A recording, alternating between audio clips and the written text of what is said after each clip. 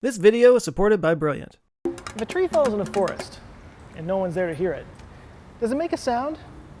This was the question put forth by George Berkeley in his 1710 Of course treatise. it does.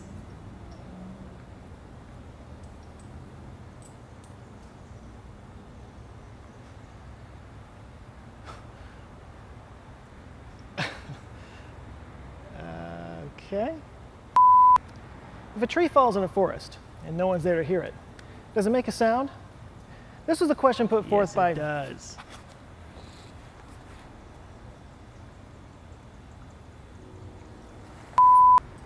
If a tree falls in a forest and there's no one there to hear it, does it make a sound? Yes, it makes a This sound. was the question. Okay, who is saying that? You're looking right at me. I'm looking at a tree. Well, what do you know? You're not as dumb as you look. Okay, all right. Somebody put a walkie-talkie on the tree and is messing with me. And there's no walkie-talkie. Oh God. No walkie-talkie, pal. It's just you and me and your very human-centric view of the world. What? You think just because there's no human there to hear it that the laws of physics cease to exist? I mean, the nerve, unbelievable. No, it's just a philosophical argument about the nature of. Oh my God, I'm talking to a tree. Yeah, you're talking to a tree that can sense and perceive things too. But can you though? No, I point my leaves toward the sky because I can't perceive sunlight. Of course I can perceive things. Sound though? Come on. If it's loud enough. Sound is just a pressure wave, strong enough one could knock some leaves off. But would the sound of a tree falling be enough to knock your leaves off, huh? Oh, what do you think of that? See, now you know I got you. You give me the silent treatment, huh? That's what I thought. Take that.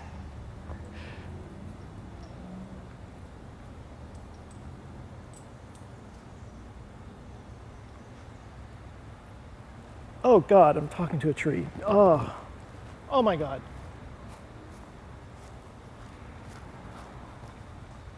Jackass. You wanna know what's amazing? This. What I'm doing right now with my front face hole that's making stuff that's being picked up by your side face holes. I am communicating complex ideas and thoughts by manipulating the density of air molecules at microscopic scales. And I'm doing it by pushing air through two vibrating flaps in my throat, which is why this is something that trees could never do. Of course, all these words and ideas only become meaningful once it's processed in the brain. Our ears just collect sound information the same way our eyes collect visual information. And that sound information is usually represented by a transverse wave like this. And yeah, it gets the idea across, but this is not how sound actually travels through the air. You know, particles of air don't just bob up and down in space. The peaks and the valleys of the transverse wave, they actually represent high and low particle densities in the air. Sound actually travels in a longitudinal wave. As this animation shows, a pressure wave forces particles back and forth in and out of high and low densities. If you follow the red dots in the image, you can see they aren't traveling with the wave, they just carry it, almost like people doing a wave at the football game. And this is how sound travels through all forms of matter. In fact, the higher the density of the matter, the faster the wave travels through. Air actually is one of the slowest mediums for sound to travel through. Pressure waves travel 4 times faster in water and 4 times faster than that in something solid like, say, steel. And of course in space there's no sound because there's no matter for that sound to travel through. And just like we can only see certain wavelengths of light, which we call the visible range of the electromagnetic spectrum, there's only certain wavelengths of sound that we can hear, and sound is measured in hertz. Nobody does it better than Hertz. Awkward. Actually, hertz is just a measurement of wavelengths in cycles per second. So you might be all about that bass, but anything below 20 hertz per second, you're probably not going to hear because that's considered subsonic. It's too low for humans to hear, although you can feel it in your body. On the upper end, we can hear everything up to about 20,000 hertz or 20 kilohertz. Anything above that is considered ultrasonic. But of course, we're not here to talk about pitch. We're here to talk about volume, and that is measured in decibels. Decibels, or decibels as it's sometimes pronounced, is named after Alexander Graham Bell, who invented things like the metal detector and the phone. Yeah, the phone. And he was also the honorary president of the Second International Congress for Eugenics, because we just can't have anything nice. Now what's interesting and sometimes hard to grasp about decibels is that they're actually measured on a logarithmic scale. So 20 is actually 10 times higher than 10. 30 is actually 100 times higher than 10. So just for some context, leaves blowing in the wind might be about 10 decibels, light rain might be 40 decibels, and a normal conversation might be about 60 decibels. A noisy restaurant might be about 80 decibels, and when you get up to 100 decibels, now you're getting into like chainsaw territory. This is the area where long-term exposure can cause hearing loss.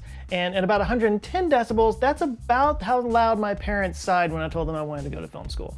When you get to 130 decibels, you start to experience pain. This is about how loud it might be at the front row of a rock concert. Fireworks are at about 150, and 160 is where you might find a shotgun blast. This is also the area where one-time exposure to levels of that loudness can cause hearing damage. And one of the loudest things a human being can do is a rocket launch at around 180 decibels. And if you've ever been to a rocket launch, you know even miles away that is loud. In fact, that's why they douse the launch pad with like thousands of gallons of water just to dampen the sound, because without it, it could actually melt the concrete and destroy the launch apparatus. Just the sound. Now, technically these 180 decibel launches are the loudest things that human beings can possibly do, because above 195 decibels, it's not really considered sound anymore. It's just completely broken apart into just a straight up shockwave. And ever since gunpowder was invented in East Asia around 1211, we've been really good at making shockwaves. The loudest human-made sounds ever have to be the nuclear tests that were done during the Cold War. All in all, there have been 2,121 nuclear tests, some of them underwater, some of them underground, some of them in the air. All bad ideas. The last two nuclear bombs that were openly tested were Castle Bravo by the United States, a 15 megaton nuke, and then, you probably knew where this was going, the Tsar Bomba. The Tsar Bomba, or as the Russians called it, Ivan, was the largest nuclear explosion ever to be detonated ever. It was an experimental 50 megaton bomb tested on October 30th, 1961 on Severny Island. Fun side note, it was actually called the Tsar Bomba as a bit of an inside joke because they already had a ridiculously huge cannon called the Tsar Cannon and a huge bell called the Tsar Bell. There's so many crazy facts about this bomb, I'm not even going to try to like put it into any kind of dialogue here for you. I'm just going to read these off for you. It created a 5-mile wide fireball that was seen 1,000 kilometers away. The heat from this thing was so strong it could give you third-degree burns from 62 miles away. It registered at a mind-blowing 220 decibels. It was 100 times louder than a Saturn V rocket. The pressure wave it created registered on seismometers as a 5.0 earthquake. This thing broke windows 560 miles away. 560 miles. Just for context, this is what a 560-mile radius looks like from my hometown of Dallas. Everything in that gray circle, broken windows. Like, look, we've seen videos of other nuclear explosions. They're all kind of epic, but I mean, the Tsar Bomba is just on a whole other level. It was so bananas that the United States, Great Britain, and the Soviet Union signed a nuclear test ban treaty 2 years later that banned all atmospheric testing of nuclear weapons. So it all went underground after that. Thankfully, we haven't been in any nuclear wars since then, so that is the loudest human-made sound ever. Now that might be a good place to stop. That was kind of the idea behind this video. I wanted to say what was the loudest sound that human beings have ever made. But, why stop there? Because in all of our hubris and all of our perceived self-importance, we can't hold a candle to Mother Nature. So let's keep going. Joe needs bigger booms. In August of 1883, the islands of Java and Sumatra, they had a bigger boom. The Krakatoa volcano erupted with a volcanic explosivity index of 6, which is a terrifyingly small number when you consider it blew with a force of 200 megatons of TNT. Remember, the Tsar Bomba was 50 megatons, so this was like 4 of those going off at the same time.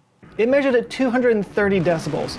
Sailors 65 kilometers away had their eardrums blown out, and it was heard as far away as the island of Rodriguez near Mauritius, 4,780 kilometers west of the explosion. In fact, the sound wave traveled all the way around the world, possibly 3 or 4 times. Sadly, the explosion killed more than 36,000 people, both from the massive shockwave, but also from the tsunamis that were produced when the caldera collapsed into the sea.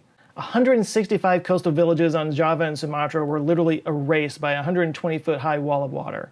Krakatoa, by the way, is still active. This footage right here was taken in 2018, so if you think 2020 can't get any worse, it ain't over yet. Now, as massive as Krakatoa's explosion was, that was not the biggest explosion Indonesia's ever seen. In fact, that wasn't the biggest explosion in that century. Tambora, another volcano in Indonesia, exploded in 1815 with an estimated force of 800 megatons. So this was 4 times Krakatoa, which was 4 times the Tsar Bomba. Now they didn't keep records quite as well back then, but it's estimated that if it was 4 times bigger than Krakatoa, and Krakatoa was 230 decibels, and this would probably be around 250 decibels, being logarithmic and all. And where Krakatoa killed 36,000 people, Tambora killed up to 70,000 people. And it ejected so much ash into the atmosphere that it lowered global temperatures for years. In fact, 1816 became known as the year without a summer. I'll let you figure out why. Even more interesting fact, due to some of the crazy weather phenomena that was going on that year, the author Mary Shelley and her husband Percy Shelley were kind of hunkered down at the Swiss villa of a friend of theirs named Lord Byron, and so just to kind of pass the time, they played a game to see who could come up with the scariest story. And the scariest story that came out of that night came from Mary Shelley, which later went on to be Frankenstein. Now that's probably as far as we can go in terms of explosions that we could actually guesstimate in terms of decibels, but there were some recorded explosions back in history before we had the ability to measure stuff like that. Krakatoa actually had another explosion in the 5th century AD that literally split the island of Sumatra in two and may have ushered in the Dark Ages. But the one that takes the cake for me is the THERA explosion, which took place on the island that we now call Santorini in Greece, and it's considered by many measures the biggest explosion in recorded human history. Krakatoa and Tambora may have killed tens of thousands of people, but the THERA explosion wiped out an entire civilization and may have been a contributing factor to the ending of the Bronze Age. The Bronze Age collapse is something I've talked about in other places. It's entirely fascinating to me. It all took place at around 1177 BC, and basically there were several long-standing, centuries-old civilizations that were around the Mediterranean, and they all just collapsed within a period of like 100 years. Now, there were many other factors that led to these collapses besides just the THERA explosion, but it did kind of help destabilize the region. It was actually so big that it was recorded in Egypt and in China. It might be the most influential explosion in all of human history, except possibly one. If THERA was the largest recorded explosion in all of human history, the next question is, what is the largest explosion that could have ever possibly have been witnessed by a human being? And for that, we got to talk about the Toba supervolcano. Yeah, we're just now getting into supervolcano territory. The Toba supervolcano is located, again, in Indonesia, which seems to be the world's tectonic anus, and it occurred 70,000 years ago, so it is possible that a human being was around to have witnessed this. But studies of the eruption have theorized that it ejected up to 2,800 cubic kilometers of ash into the air. To compare that to Krakatoa, it ejected 21 cubic kilometers. Toba was bigger. And there are some that theorize that all that ash created an ice age that almost completely wiped out humans. I talked about this in a previous video, but genetic studies have shown that there was a bottleneck in the human species about the same time as the Toba supervolcano. For a while there were only 1,000 or so humans walking the earth. We were an endangered species. Now, the Toba catastrophe theory is hotly debated. It may or may not have been the thing that caused that bottleneck, but regardless, that explosion easily has to be the biggest explosion that could have possibly been heard by human beings.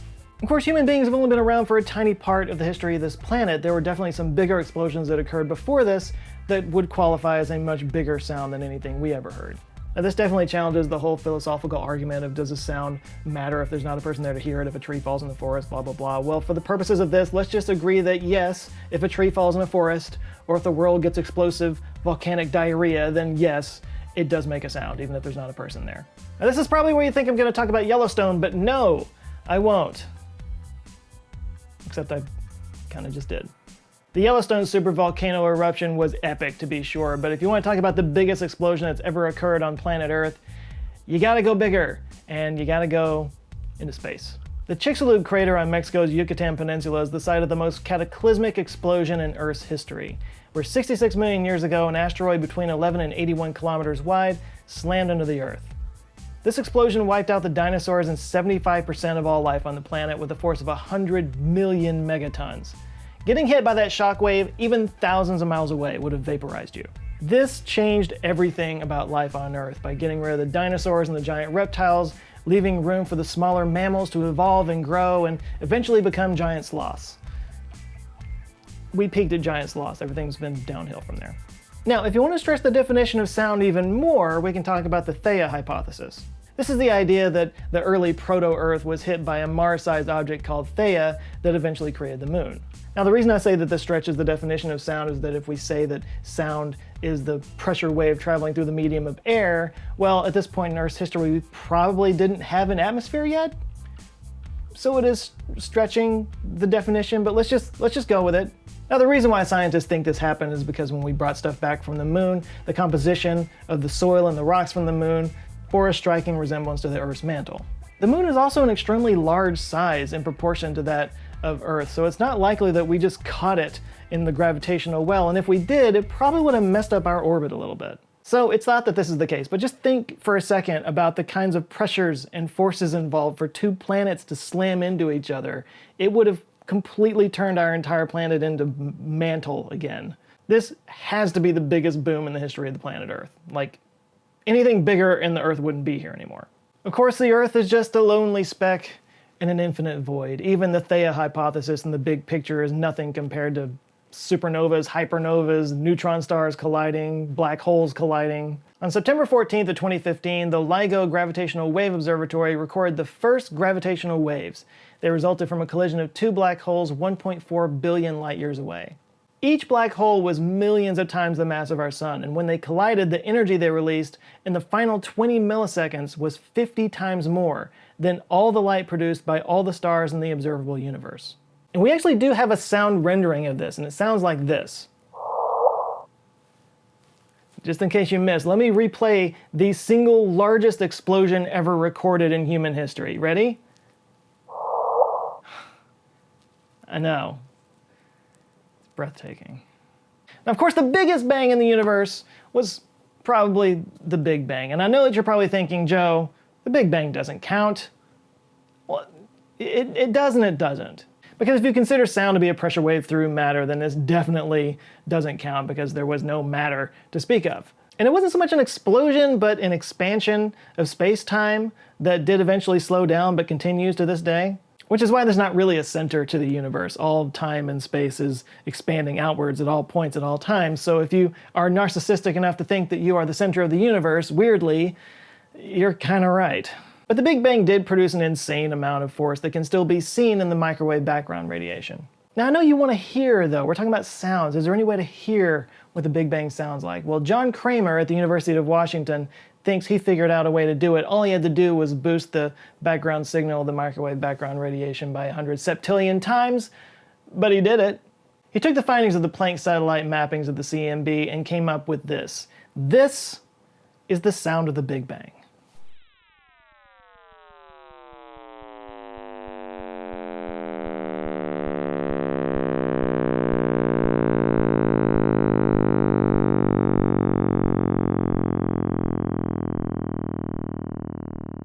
The Big Bang was pretty much the ultimate bass drop.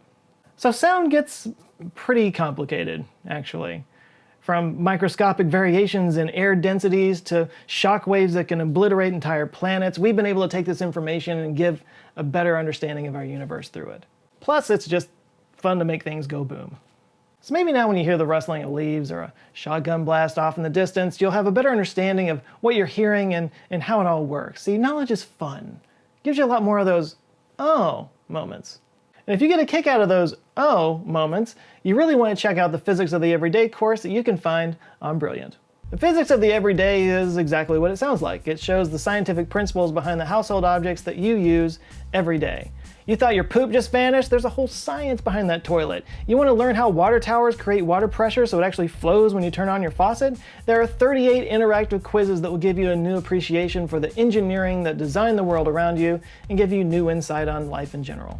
This is of course just one of dozens of classes on Brilliant where you can learn everything from quantum mechanics to computational biology or just bone up on algebra, logic, and general scientific fundamentals. You can go as basic or advanced as you want, and you can do it through solving problems, which trains your brain to think like a scientist and gives you problem-solving skills that you can apply to everything in your life. Plus, there are daily challenges, little problems that flex your brain every day to keep those brain muscles strong. They can be downloaded on your phone so you can take it with you on the go, or just do it right from your browser. So if you want to feel a little bit smarter a month from now than you do right now, I definitely suggest checking out Brilliant. The first 200 people that sign up can get 20% off your subscription for life when you go to brilliant.org/answerswithjoe. And they do have free weekly puzzles and games and stuff that you can check out for free if you want to just do that. So again, brilliant.org/answerswithjoe, link down in the description.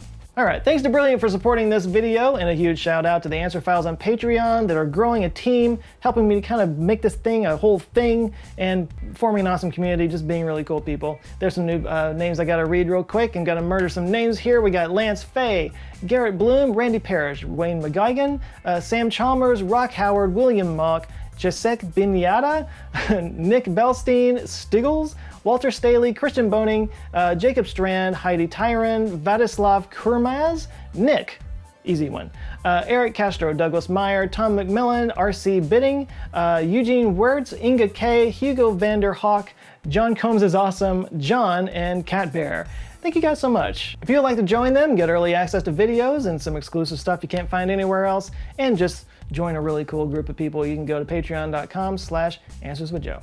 T-shirts available at the store at answerswithjoe.com/shirts. Rockets, really loud, like I mentioned before, although I don't know about the Millennium Falcon. Which nipple am I pointing at here? Anyway, I thought it was appropriate. There's some fun shirts and other stuff, mugs, hoodies, all that kind of stuff. You can go there, check it out, answerswithjoe.com/store. It's fun stuff and it supports the channel. Please do like and share this video if you liked it, and if this is your first time here, maybe check this one out. Google thinks you'll like that one, or any of the others down the side with my face on it. And if you like them and you want to see more, I invite you to subscribe. I come back with videos every Monday. All right, that's it for now. You guys go out, have an eye-opening rest of the week, stay safe, and I'll see you next Monday. Love you guys. Take care.